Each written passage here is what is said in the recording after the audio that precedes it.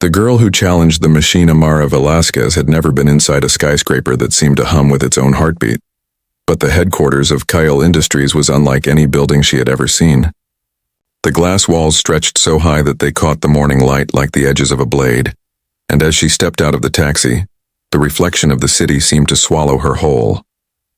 She clutched the folder pressed tightly against her chest, a risk audit report that she had rewritten 6 times in the sleepless hours before dawn, and reminded herself that she belonged here, even if every instinct whispered that she didn't. She had grown up in a small coastal town where the loudest sound was the ocean breaking against stone, but today she was about to face the most intimidating man in the world of business, Ethan Cale, the billionaire CEO whose empire touched every screen, every signal, every whisper of the modern age. The security guards at the entrance didn't even need to ask her name. Her appointment was already logged, her visitor badge printed, her path through the labyrinth of glass corridors prepared with mechanical precision. Everything about the building felt alive, not in a warm way but in the cold efficiency of algorithms running without pause. The elevator that carried her to the top floor had no buttons, just a smooth black panel that responded to her fingerprint, and as it ascended soundlessly, Amara caught her reflection in the mirrored wall. She saw a woman trying to look confident.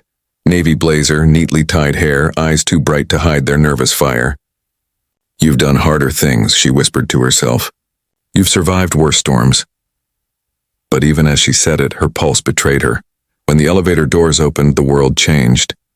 The 48th floor was silent, too silent, like a library in the sky. Walls of transparent glass revealed the full sprawl of the city below, bridges and rivers and highways that pulsed with the rhythm of human life. Yet inside this floor, there was only stillness. A single woman sat behind a reception desk, her face composed and her voice even. "Mr. Cale will see you now," she said without looking up from the glowing tablet in her hand. Amara nodded, took a deep breath and stepped through the wide steel doors that led into the heart of the empire. Ethan Cale's office was vast, but it was not cluttered. It was the kind of space that spoke of control. Sharp lines, muted colors, the absence of anything unnecessary. 3 walls were glass. The 4th was a living digital mural of shifting data streams, world markets glowing in constant motion, and in the center of that silence sat Ethan Cale himself. He didn't rise to greet her. He didn't smile. He simply looked at her, and that look was enough to make Amara understand why entire boards of directors trembled under his gaze. His presence was not loud or theatrical. It was the quiet confidence of someone who no longer needed to prove anything. "Miss Velasquez," he said finally, his voice smooth and deliberate, like the low hum of machinery running at perfect calibration. "You have 30 minutes. Convince me that I shouldn't terminate the Nexus project." His tone wasn't arrogant, only absolute. Amara had expected skepticism, maybe even irritation. But what she found in his eyes was far more unnerving. Detachment. This was a man who saw the world through numbers, probabilities, and return on investment. He had built a billion-dollar company by removing emotion from every decision, and that, ironically, was the very reason she was here. Amara laid her folder on his desk and unfolded the pages carefully. "Mr. Cale," she began, steadying her voice, "your Nexus initiative is built on a flawed predictive model. The data your engineers used assumes exponential user growth across international sectors. But the psychological adoption rate is declining. You're about to invest billions into a platform that will collapse under the weight of its own design." She spoke faster now, not out of panic, but out of conviction. "You believe technology can outthink emotion, but you've overlooked something vital: trust. Users don't trust what they can't feel. And Nexus is cold. It doesn't connect. It calculates." The silence that followed was suffocating. Ethan leaned back in his chair, expression unreadable, his hands steepled before him. For a long moment he said nothing, and Amara felt the weight of her words hanging in the air between them like a fragile thread that could snap at any second. Then finally he spoke. "You're saying the product will fail because it feels too much like me?" The words caught her off guard. There was no humor in them, only a strange, distant self-awareness. "I didn't mean," she began, but he raised a hand, slightly stopping her. "No, it's an interesting observation. Continue." So she did. She spoke about the human element missing from the design. the lack of intuitive empathy in its interface, the absence of warmth in the very algorithms meant to connect people, and as she talked, something subtle shifted in his expression. The sharpness in his eyes softened just a little. He wasn't just listening, he was actually hearing her. When she finally finished, Ethan stood and walked to the window. The city stretched below like a circuit board, alive with motion, but he stared past it, beyond it, as if searching for something in the horizon. "Everyone I've hired in the last 5 years has told me what I wanted to hear," he said quietly. "You're the first one who didn't." He turned, the faintest trace of a smile ghosting his lips. "You realize you just told a billionaire that his billion-dollar idea is emotionally bankrupt?" Amara's heart pounded, but she didn't look away. "Then maybe that's exactly what you needed to hear." For the first time, Ethan Cale laughed, a short, quiet sound, but it cracked the ice that had filled the room. "You're bold, Miss Velasquez," he said. "Boldness is rare. Most people only pretend to have it." He walked back to his desk, opened her report, and scanned through the data with startling speed. "Your numbers are solid. Your reasoning, inconveniently, it makes sense. So tell me, why are you really here? You could have stayed in whatever consulting firm sent you, kept your head down, collected your check, and disappeared. But you came here knowing you'd be challenging me directly." Amara hesitated. She had rehearsed this moment countless times, but the truth sounded different out loud.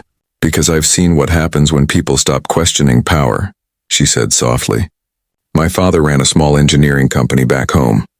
He trusted a large corporation to partner with him, but they cut corners, and when a project failed, they blamed him. We lost everything. I learned that silence can destroy more than mistakes ever could." Ethan listened, and for the first time there was no coldness in his face, only thought. "You think I've surrounded myself with silence," he said. "I think you've surrounded yourself with fear," she replied. "And that's worse." The words hung there between them, sharp but honest. And Ethan didn't argue. Instead, he walked to a small glass shelf and poured 2 glasses of water. "I don't drink coffee," he said, handing her one. "It speeds up the mind. Mine doesn't need that." There was the faintest trace of dry humor in his tone, but Amara smiled anyway. It was the first time he had spoken like a man, not a machine. They talked for almost 2 hours, far beyond her scheduled 30 minutes. What began as a meeting turned into an exchange of philosophies. Ethan asked her what she believed technology's role in humanity should be. She told him it should serve emotion, not replace it. He countered that emotion clouded logic, and she answered that without emotion, logic loses meaning. By the time she stood to leave, the late afternoon sun had turned the room to gold, and Ethan Cale, the man known for ending meetings in 10 minutes flat, was standing beside the window, silent, thoughtful, and strangely human. As Amara gathered her things, he spoke again, his voice lower this time, almost introspective. "You know, Miss Velasquez, I built this company to make the world quieter. I thought if I could design systems that handled everything, maybe people would finally find peace. But all I seem to have created is more noise." He turned slightly, meeting her gaze. "Tell me, how do you quiet the noise?" Amara paused at the doorway, her heart unexpectedly heavy. "You listen," she said. "Not to the machines, not to the markets, and to people. To yourself. That's where the real silence begins." And then she was gone. Ethan Cale stood alone in the vast glass office, her words echoing in his mind like a melody he couldn't unhear. Outside, the city pulsed on, unaware that something in its most powerful architect had shifted. For years he had chased perfection through systems and equations, but that morning, in the space between Amara Velasquez's calm defiance and her quiet conviction, he had felt something he hadn't felt in a long time, the awareness of being alive. And as the sun disappeared behind the skyline, leaving the tower bathed in twilight, Ethan Cale did something no one at Cale Industries had ever seen him do before. He turned off the screens, silenced the endless data feeds, and stood in the dark office with nothing but the sound of his own breathing. For the first time in years, the silence did not feel empty. It felt human. Echoes in the glass tower. The following week, Amara Velasquez returned to Kyle Industries with a mind as sharp as the morning air. Her official reason for being there was to finalize the audit and present a few alternate projections, but deep down, she knew this visit carried something less tangible and far more dangerous: curiosity. Not about the data, not even about the empire she had dared to critique, but about the man who ruled it. Ethan Cale had sent her a message 3 days earlier. Your assessment intrigued me. I want you to see what I see. Those words had circled in her mind ever since. There was no compliment in them, no flirtation, only a challenge, the kind that tests the strength of conviction. Still, as the elevator climbed toward the top floor once again, Amara couldn't deny the faint tension in her chest, the mixture of apprehension and something resembling excitement that she refused to name. When the doors opened, the floor was not as silent as before. The hum of low voices drifted from beyond the glass conference walls, where Ethan stood surrounded by his senior team. Screens glowed with projections and charts, and yet, even in that crowd of brilliance, his presence stood apart. He did not raise his voice. He didn't need to. Every person around him seemed to measure their words carefully, terrified of misstep. It reminded Amara of a well-programmed system, efficient, impressive, but utterly devoid of soul. She stood by the door, unnoticed for a moment, and observed how everyone avoided looking directly at him. Every decision was polished, every answer rehearsed. It was the performance of intellect without the pulse of truth. Then Ethan's gaze found her through the glass, and the conversation died as though someone had cut the current. He gestured for her to wait, concluded the discussion with a few crisp sentences, and within moments the room emptied. Only then did he approach her, his expression calm yet unreadable. You came, he said simply, as though he hadn't been entirely sure she would. I said I would, Amara replied. You invited me to see what you see. I'm curious what that means. Ethan's eyes lingered on her for a moment before he turned and gestured for her to follow. You said Nexus was missing something human. I want you to show me what that means, she hesitated. You want me to tell you how to make your empire feel? I want you to help me understand why I don't. That answer struck her more deeply than she expected. There was no arrogance in his tone, no trace of the commanding billionaire whose name dominated headlines. It was the voice of a man asking a question he wasn't sure he wanted answered. They walked together through a narrow corridor that led to a restricted section of the floor. As the door slid open, Amara found herself in a space unlike the rest of the building. A dimly lit laboratory filled with prototypes, suspended holograms, and walls that pulsed faintly with electric life. This is the heart of Cale Industries, Ethan said, his voice echoing softly. Every product begins here, in silence. No press, no teams, just me and the design. Amara walked among the glass tables and metallic shells that held half-built devices.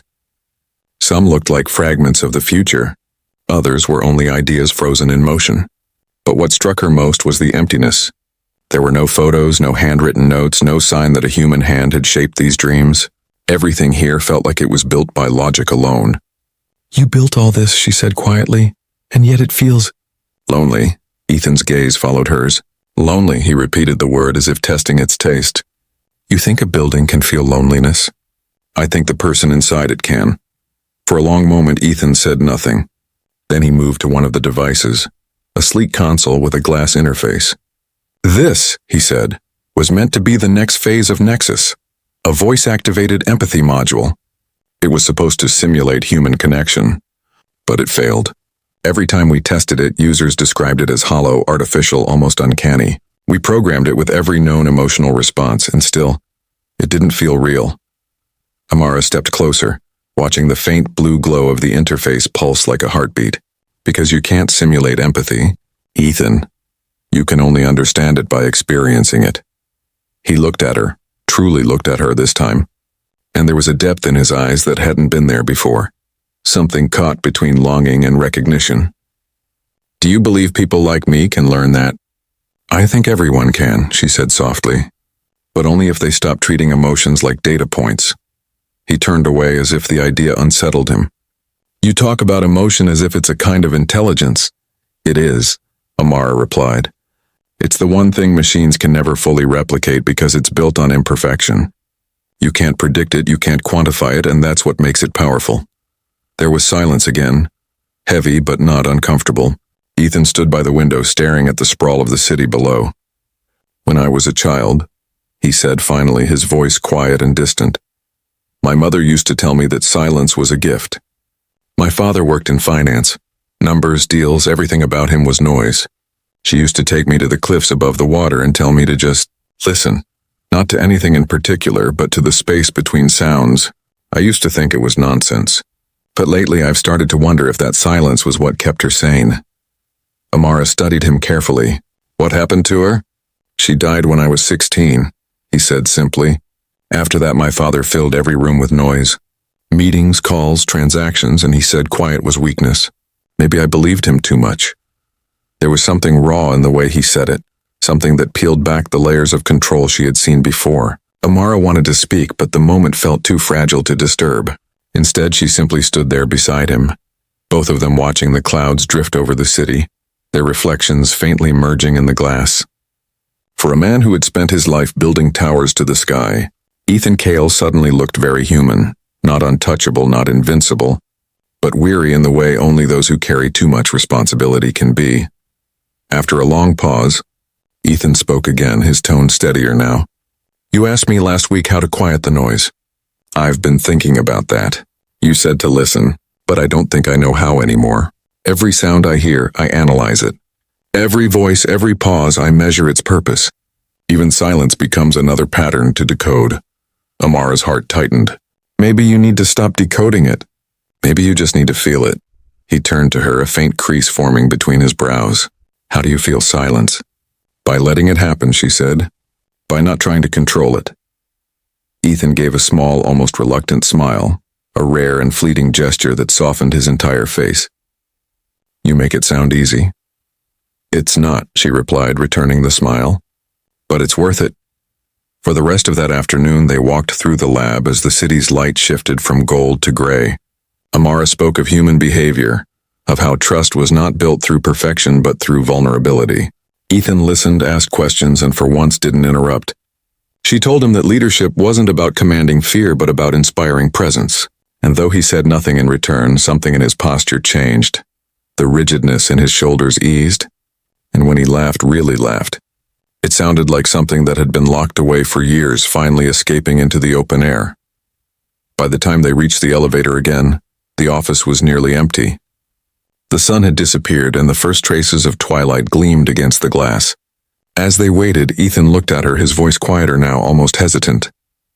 You were right, he said. This place is too quiet. Not the kind of quiet that calms you, the kind that suffocates you.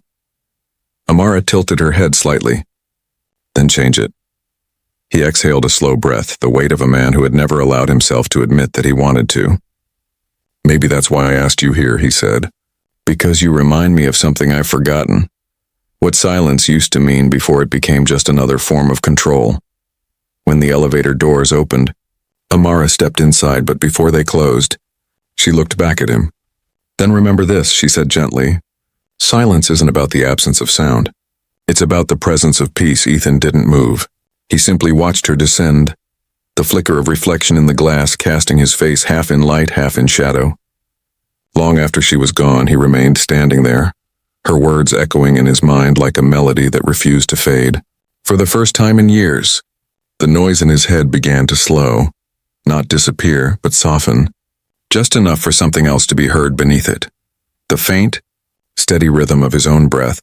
Later that night, when everyone had left the building and the city lay wrapped in its quiet hum of traffic and distant lights, Ethan walked back to the lab and stood among his unfinished machines. He turned off the monitors, silencing the digital world he had built, and stood there in the dark. For a moment he thought he heard the faint sound of the sea, a memory perhaps of his mother's cliffs, of wind and distance and unbroken calm, and in that stillness, he finally understood what Amara had meant. It wasn't the silence that frightened him all these years, it was the possibility of hearing himself within it. And for the first time since he was 16, Ethan Cale listened.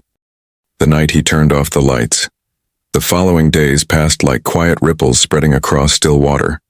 For the first time in years, Ethan Cale found himself working without the usual storm of urgency in his mind. Meetings continued, decisions were made. The world outside still saw him as the unshakable titan of innovation. But something within him had begun to shift. The fortress of control he had built around his thoughts was beginning to crack, not from weakness but from awareness. Every time his assistants entered the room, he noticed their posture, the tension in their shoulders, the measured way they spoke. He began to see what Amara had meant when she said the Empire was missing something human. It wasn't the technology. It was the people who were starving for permission to feel alive again. One evening, long after the boardrooms had emptied and the city was awash in a river of gold from the setting sun, Ethan sat alone in his office, staring at the wall of glass that separated him from the skyline. The air hummed softly with the sound of electronics, the faint echo of machinery from the lower floors, and the mechanical rhythm of a world that never truly slept. His reflection in the glass looked almost unfamiliar, his jaw tense, eyes tired, the faint lines near his mouth deepened by fatigue and the burden of endless precision. He wasn't sure how long he had been sitting there, motionless, when his gaze drifted toward the small device he had been developing, the failed empathy module.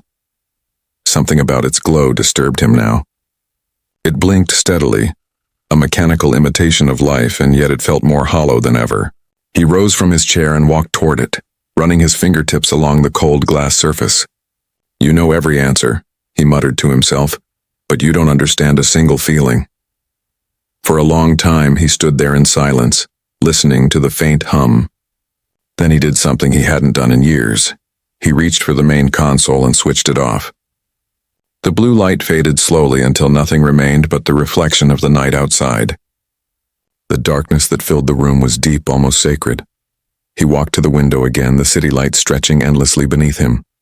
For years, those lights had been a symbol of his success, each one representing a deal closed, a milestone achieved, a world conquered. But now they looked different. They looked lonely. He realized that his empire had become a mirror of himself, bright from a distance but hollow at its core. And that realization struck him harder than any failure ever had. It was then that his phone buzzed softly on the desk. A message appeared from Amara. "You said you wanted to understand silence. Come to the river tonight." Ethan stared at the message, hesitant. For a man like him, spontaneity was a foreign concept. Every minute of his day was planned, optimized, accounted for. But something in her message felt like a lifeline, a chance to step outside the structure he had built for himself. Without overthinking it, he took his coat, turned off the remaining lights, and left the tower that bore his name. The drive to the river took less than 20 minutes, but to Ethan, it felt like a lifetime. The city's noise faded behind him, replaced by the gentle hush of water and the rustle of leaves. When he arrived, he saw Amara standing near the riverbank, her silhouette framed by the soft glow of the moon. She wasn't dressed like the corporate consultant he had met before. She wore a simple dark coat, her hair moving gently with the wind. She turned when she heard his footsteps, a small smile curving her lips. "You came," she said, her voice carrying through the quiet. Ethan nodded. "You said you'd teach me how to listen. Then start by standing still," she replied. "No phone, no screens, no noise?" He obeyed, hesitating only for a moment before sliding his phone into his pocket and turning his attention to the water.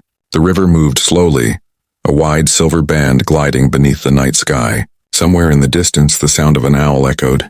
The city lights shimmered faintly behind them, distant and blurred. For several minutes, neither of them spoke. At first, Ethan's mind rebelled. Thoughts clamored for attention. Unfinished projects, unanswered emails, the perpetual hum of responsibility. But as the minutes passed, something began to shift. His breathing slowed. The wind brushing against the trees began to sound like a rhythm, a soft percussion of life itself. The ripple of the river became a whisper, not to his mind but to his senses. It was as though the entire world had exhaled, and for once he had exhaled with it. Amara finally broke the silence. "You see, this is what your empire is missing. Not innovation, not intelligence, presence. The people who work for you don't need perfection. They need permission to exist without fear. To fail, to learn, to breathe." Ethan didn't look at her. His eyes stayed on the water, but his voice was quieter, deeper now. "When you spend your whole life trying to prove your worth, you start believing that peace is something you have to earn. I thought if I just built enough, achieved enough, I'd finally deserve it." Amara's gaze softened. "And did it work?" He shook his head slowly. "No. The higher I climbed, the lonelier it got." The words hung between them, fragile and unguarded. Amara took a small step closer, her voice low but firm. "Then maybe it's time to stop climbing and start living. You can't lead from above if you've forgotten what it means to be among." For a long while, Ethan said nothing. The river flowed on, patient and unbothered by the weight of human revelation. Then finally he turned to her. "You're not afraid of me?" he said softly, almost in wonder. Why would I be? She asked. You're just a man who forgot he's human. That struck deeper than she could have known. Ethan's throat tightened, and for the first time in years, he felt the burn of unshed emotion at the back of his eyes. It wasn't weakness. It was release. He had built an empire to shield himself from feeling small, but in that moment by the river, he realized how much of himself he had lost to the illusion of power. The wind shifted, carrying the faint scent of rain.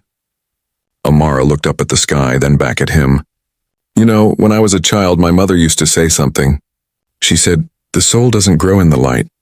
It grows in the dark when you finally stop pretending to shine. Maybe it's time you stopped pretending too. Ethan exhaled slowly. I don't know if I can. Yes, you can, she said. Because the first step to changing the world is changing the silence inside yourself. And there it was, the lesson he hadn't realized he had been searching for. Not data, not control, not empire, just the stillness to understand the sound of his own existence. They stood there long after the conversation faded, watching the water move under the silver light. When Ethan finally spoke again, his voice carried a different tone, softer but stronger. Tomorrow, he said, I'm turning off the lights. Amara looked at him, puzzled. What do you mean? He smiled faintly, his eyes reflecting both exhaustion and resolve. The entire building. For 1 hour, I want everyone to sit in silence. No meetings, no screens, just themselves. A small smile curved Amara's lips. That might be the most revolutionary thing you've ever done. Ethan nodded. Maybe, but I think it's the first real thing I've done for them. That night, as he drove back to the city, the words echoed in his mind. The soul grows in the dark. And for the first time in years, he didn't feel the need to fill that darkness with light. When the morning came, and the empire of Kale Industries awakened once more, the man who had built it from silence finally understood that sometimes true power isn't in what you command, but in what you choose to let go of. The hour of silence.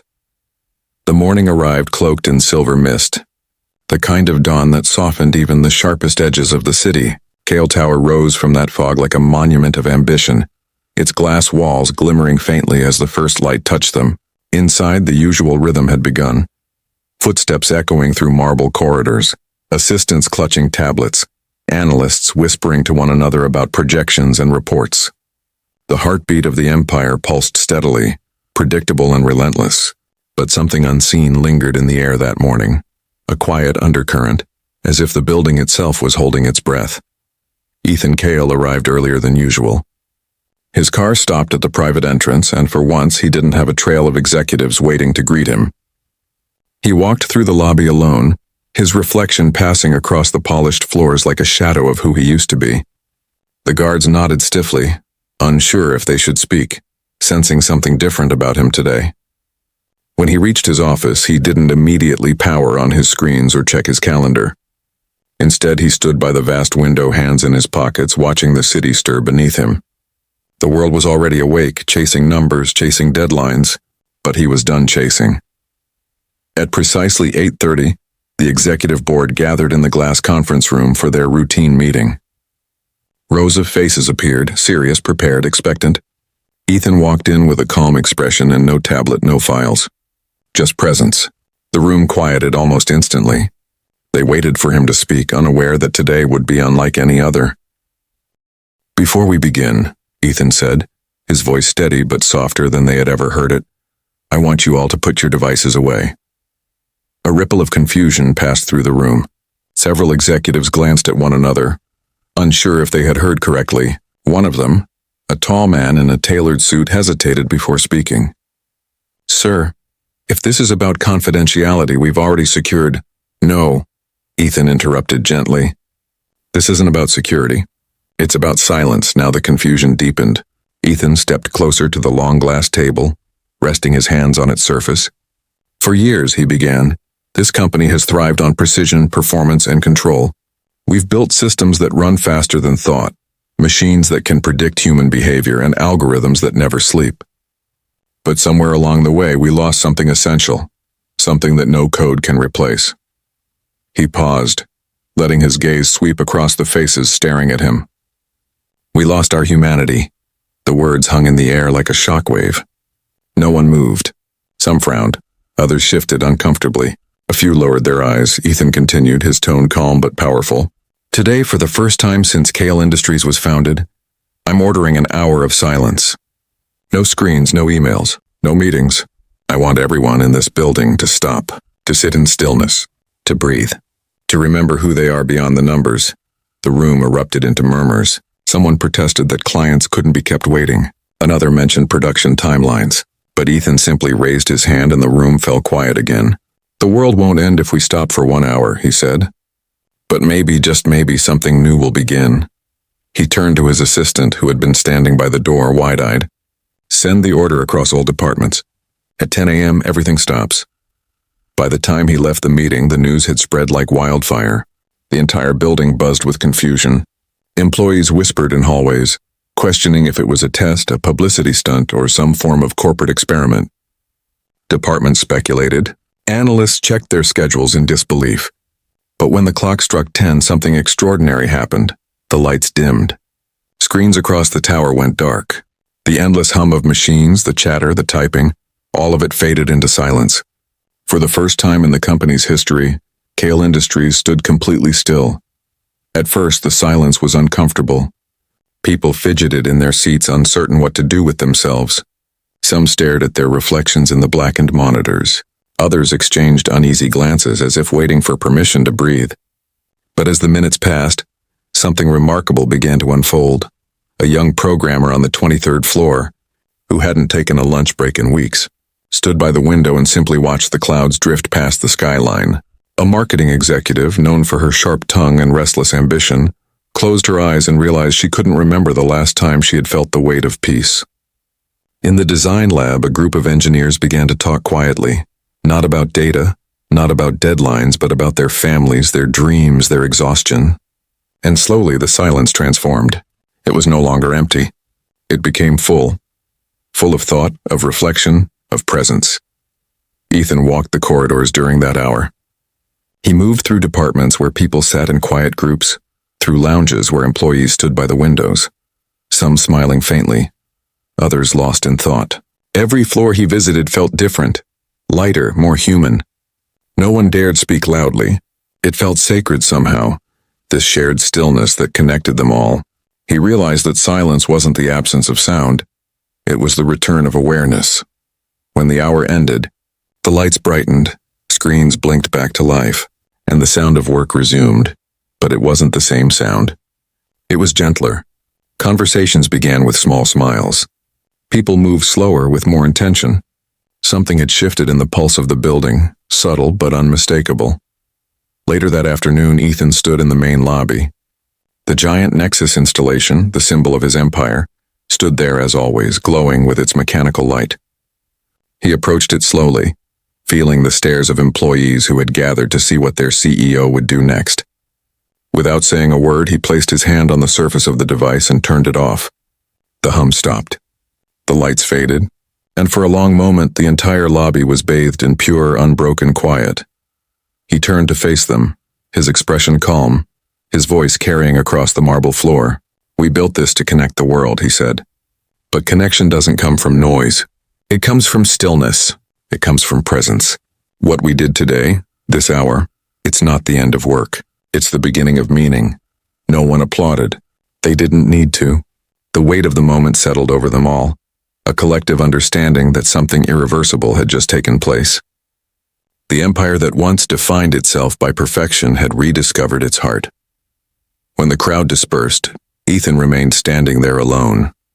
The quiet surrounded him like a familiar friend. Amara's words returned to him. Silence isn't about the absence of sound. It's about the presence of peace. And for the first time in his life, he understood them not as poetry, but as truth.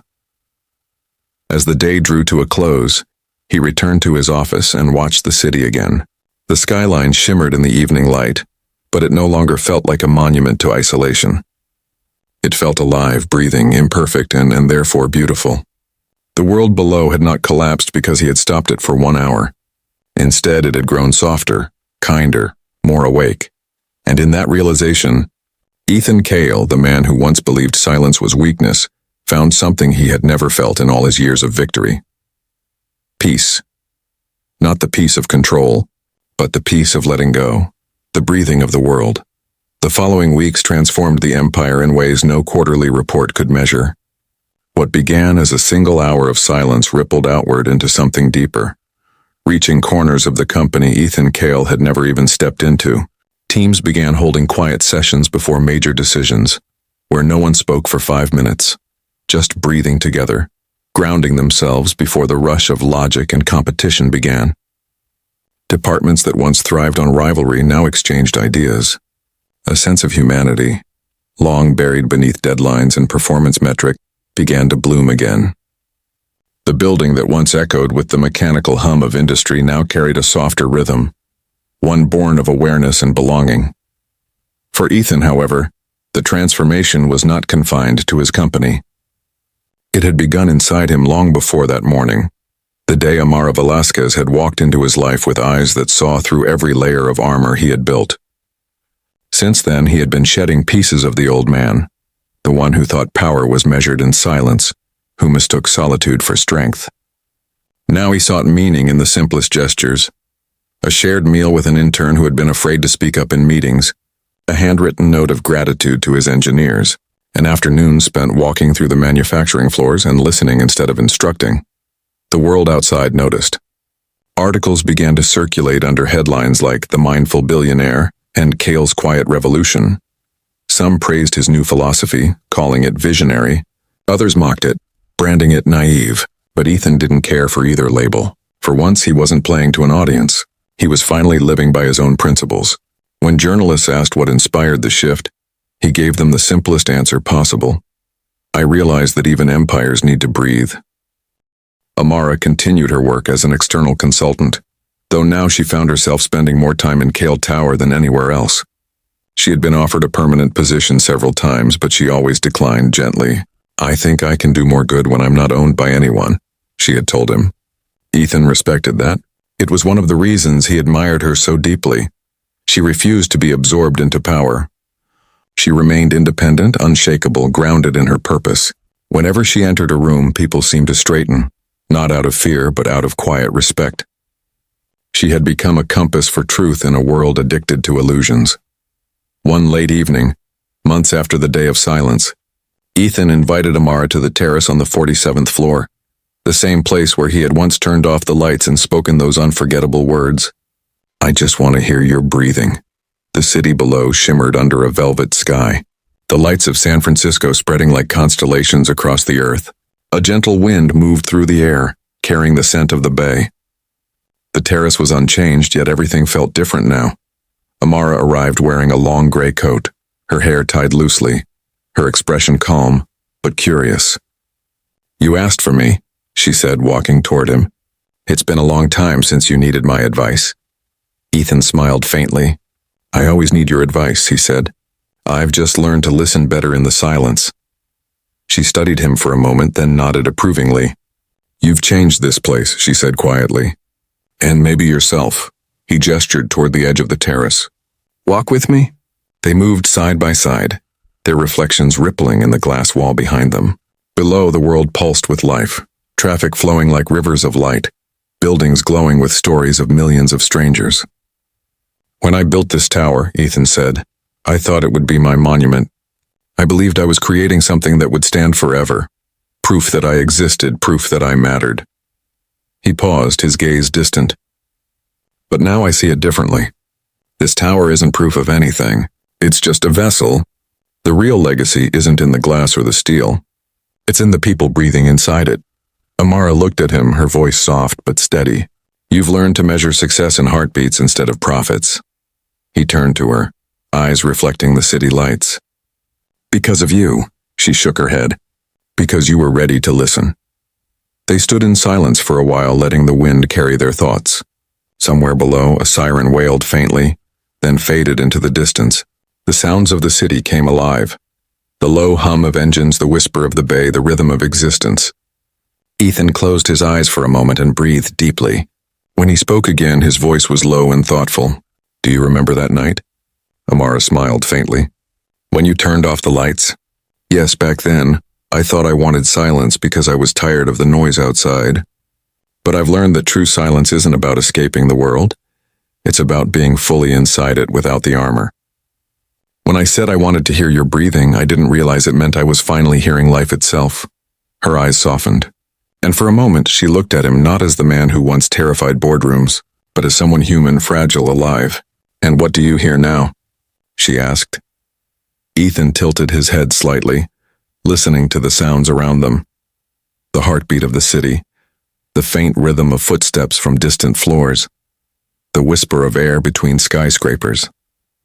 "I hear the world breathing," he said quietly, "and I want to make sure it never forgets how."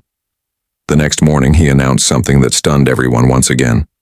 Kale Industries would be redirecting a third of its annual profits toward creating community innovation hubs across underprivileged cities. Each hub would serve as a sanctuary for creative thought, meditation, education, and sustainability. "Innovation without empathy is destruction," his statement read. "We cannot build a future worth living in if we forget how to live." Critics called it madness. Investors panicked. But the public response was overwhelming. Thousands wrote to him, thanking him for using his power to restore balance. Former employees returned, not for the salaries, but for the mission. And slowly, the empire evolved into something it had never been before. Not just a symbol of success, but of purpose. Amara watched it all unfold quietly from the sidelines. She saw the man who once ruled through dominance now lead through presence. She saw people transformed, not because they were told to change, but because they had been reminded of their own humanity. She saw the world for once take a collective breath. One afternoon, as she prepared to leave the building after another consulting session, she found a small envelope waiting for her on her desk. Inside was a single handwritten note from Ethan. "You once told me that silence is the space where truth is born. You were right. Thank you for giving me the courage to listen. E." She smiled, slipping the note into her coat pocket. Outside, the sky was painted in hues of gold and rose, the horizon wide and open. As she stepped onto the street, she could hear it, the rhythm of the world. Alive, imperfect breathing, high above. In the glass tower that no longer symbolized isolation, Ethan Cale stood once again by his window. He watched the sun sink beyond the bay, and as the light dimmed, he reached for the switch and turned off the office lights. Darkness settled softly around him, warm and familiar. He closed his eyes, listening. The city breathed. And in that sound, steady, fragile, and endlessly human, he found everything he had ever been searching for.